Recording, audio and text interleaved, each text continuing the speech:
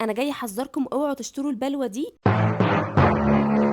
الغسالة دي مش عملية غرقت لي المطبخ مية. اللي يقول كده يا جماعة أكيد وقع في نفس الغلطة اللي أنا وقعت فيها. أول ما جبت الغسالة مليتها مية ومسحوق غسيل، وطبعا طرطشت مية في كل حتة وغرقت الدنيا، لأن المفروض الغسالة بنحط نصها مية بس. ومن يومها وأنا الغسالة دي بقت أساسية عندي، لازم استخدمها كل يوم، بغسل فيها فوط المطبخ. عشان كده أنا سميتها غسالة ست البيت الشاطرة. بصوا الفوطة عاملة ازاي، حطيتها في الغسالة دقيقتين بس طلعت بتنور زي ما انتوا شايفين كده. الغسالة تقدروا تغسلوا فيها الفاكهة والخضار، فوط المطبخ، الشرابات، الهدوم الصغيرة. رهيبة يا جماعة. انا من حبي في الغسالة دي اشتريت واحدة تانية عشان تبقى واحدة للهدوم وواحدة للفاكهة والخضار. الغسالة الجديدة طبعا شكلها مختلف شوية لانها الاصدار الجديد، وعايزة اقول لكم ان الاصدار الجديد الكواليتي بتاعته احلى من القديمة لانهم طوروا فيها حاجات كتير. وده بقى المجفف بتاعها، عايزة اقول لكم ان هو بيعصر الحاجة بنسبة 50% وبيركب بالشكل ده. الغسالة بتشتغل بالكهرباء، بيجي معاها الشاحن بتاعها. انا غسلت فيها الفراولة، عملت التايمر لمدة 30 ثانية بس. شايفين المية بتاعت الفراولة عاملة ازاي، كل البلاوي دي طلعت من الفراولة. وبغسل فيها الخضرة والطماطم، بحط شوية خل مع المية علشان اعقم الخضرة والفاكهة. انا بغسل فيها فوط المطبخ، الطرح، الشرابات اللي ضاع نصها واحنا بنغسلها وسط الهدوم في الغسالة الكبيرة. خلاص الحمد لله